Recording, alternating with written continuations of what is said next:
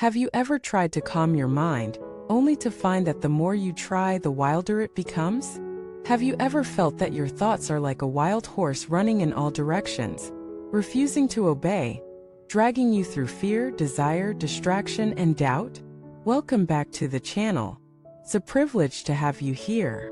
Today we're going to journey deep into one of the most transformative teachings in Buddhist philosophy, the mind as a wild horse, and how to gently, wisely, and compassionately tame it.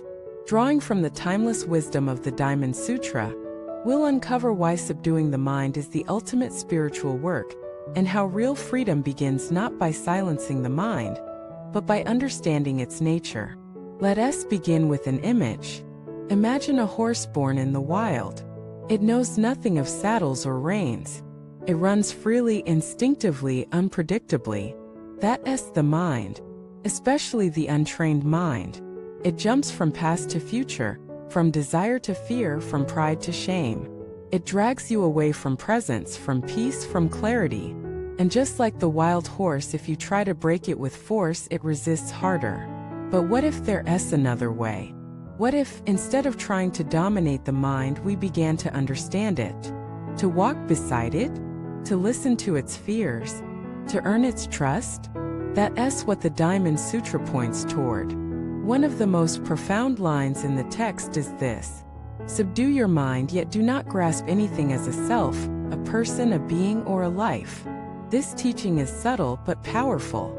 On one hand, we must subdue the mind, tame it, train it, guide it. On the other hand, we must not grasp. Not to self, not to ideas, not even to the process of taming. This is not a contradiction. It's the dance of spiritual practice.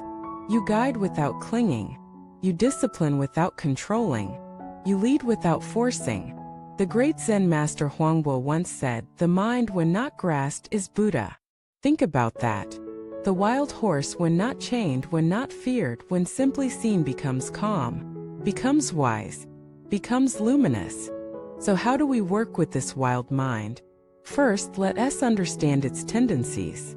The mind is naturally restless, seeks stimulation. It avoids discomfort. It clings to pleasure. It fears uncertainty. That's not a flaw. It's evolution.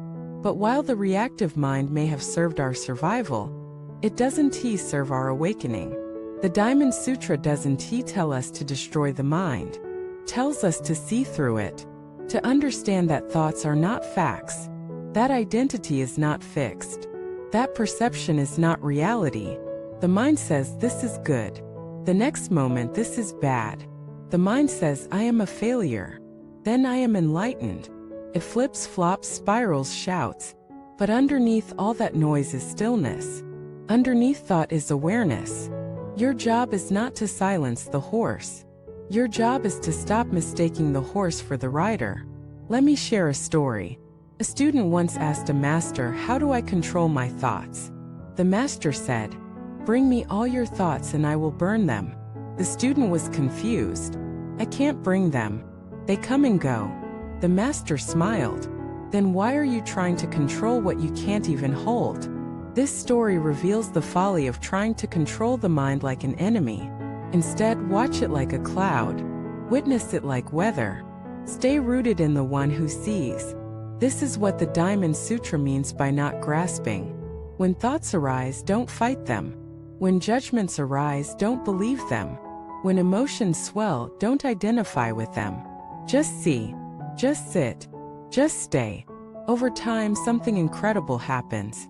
The horse begins to walk beside you, not because you broke it, but because you befriended it. Now let us address a common misunderstanding. Many people think subduing the mind means suppressing emotions, avoiding desires, or becoming robotic. But that's not spiritual maturity. That's spiritual bypassing. Real subduing is not repression, it's integration. You feel the anger but you don't act from it. You notice the craving but you don't follow it. You hear the judgment but you don't attach to it. You create space between stimulus and response. That space is freedom. That space is awareness. That space is where the wild horse meets the open field. Another teaching from the Diamond Sutra says, "The mind of the past cannot be grasped, the mind of the future cannot be grasped, the mind of the present cannot be grasped." Why? Because mind is movement, not a thing but a process, a dance of impressions. Trying to grasp it is like trying to hold water in your fist. But when you open your hand, when you let go, when you stop chasing the next thought, you find peace. This letting go is not laziness. It's trust. Trust in awareness. Trust in the unfolding. Trust in the path. Let us return to the horse. In Tibetan Buddhism, there's a teaching called wind horse or lungta. It refers to the energy of the mind when it's in harmony, uplifted, vital, balanced. When your mind is free of ego's weight, your actions become like wind, natural, clear, strong. But when you try to ride the horse with fear, or chain it with identity, it stumbles.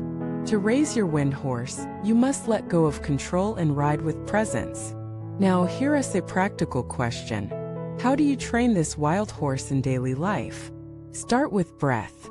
When your mind races, return to the breath. It's your tether to the present. Label gently. A planning. A worry. A judgment. This creates distance. Welcome it. Hello thought. You may stay or go. Return again. And again. And again. Don't expect perfection. Expect repetition. Because mastery doesn't come from control. Comes from familiarity. You don't tame the horse in one day. You walk with it. Feed it. Listen to it. Ride it. Fall off. Get back on. This is the path.